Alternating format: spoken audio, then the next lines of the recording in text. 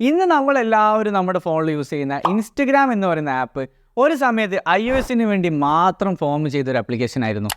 കെവിനും മൈക്കും 2010 ഒക്ടോബറിൽ iOS-ന് വേണ്ടി ഫോം ചെയ്തൊരു ആപ്ലിക്കേഷനാണ് ഇൻസ്റ്റഗ്രാം എന്ന് പറയുന്നത്. അന്നത്തെ ഫ്രെയിം സൈസ് എന്ന് പറയുന്നത്, അതായത് കോണ്ടന്റുകൾക്ക് അപ്ലോഡ് ചെയ്യുന്ന ഫ്രെയിം സൈസ് എന്ന് പറയുന്നത് 1:1 റേഷ്യോയിൽ 640 പിക്സൽസിലായിരുന്നു.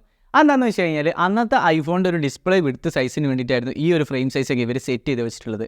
അതിനുശേഷം 2015-ലാണ് 1080 പിക്സൽസിലേക്ക് ഇത് കൺവേർട്ട് ആകുന്നത്.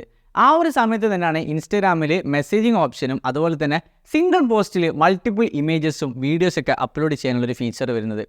അതേ സമയത്ത് തന്നെയാണ് ഇൻസ്റ്റഗ്രാം സ്റ്റോറി എന്ന് പറയുന്ന ഫീച്ചറും വരുന്നത്. ആ ഒരു സമയത്ത് 24 മണിക്കൂർ നേരത്തേക്ക് ഒരു സ്റ്റോറി അപ്ലോഡ് ചെയ്യുന്ന ഒരു ഫീച്ചറുമായി വന്നതാണ് സ്നാപ്ചാറ്റ് എന്ന് പറയുന്നത്.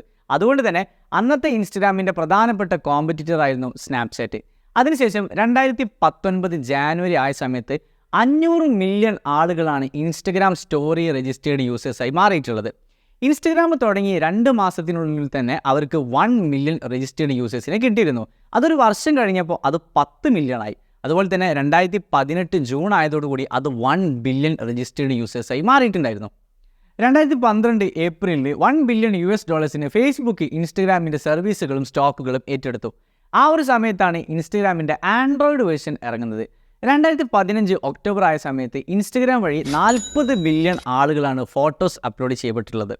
ഇന്ന് ഇൻസ്റ്റഗ്രാം വളരെ നല്ല രീതിയിൽ സക്സസ് ആയി, അതുപോലെ തന്നെ വളരെ നല്ല രീതിയിൽ അത് സെലിബ്രേറ്റ് ചെയ്യുന്നുണ്ട്. പക്ഷേ ടീനേജേഴ്സിൻ്റെ മെൻ്റൽ ഹെൽത്തിനെ ഇത് അഫക്റ്റ് ചെയ്യുന്നുണ്ട് എന്നും അതുപോലെ തന്നെ ഒരുപാട് ഇല്ലീഗൽ കോണ്ടൻറ്റ്സ് ഈ ഒരു പ്ലാറ്റ്ഫോം വഴി പുറത്തു പോകുന്നുണ്ട് എന്നൊരു പരാതിയും ഇപ്പോഴും ഇൻസ്റ്റഗ്രാം നേരിടുന്നുണ്ട്. ഇൻസ്റ്റഗ്രാം എന്ന് പറയുന്ന വലിയൊരു പ്ലാറ്റ്ഫോമിൻ്റെ ചെറിയൊരു ഹിസ്റ്ററിയാണ് നമ്മളിപ്പോൾ പറഞ്ഞിട്ടുള്ളത്. ഇതുപോലെ ഒരുപാട് ബ്രാൻഡ്സിൻ്റെ ചെറിയ ഹിസ്റ്ററിയുമായി ഞങ്ങൾ വീണ്ടും വരും. Stay tuned. ബൈ.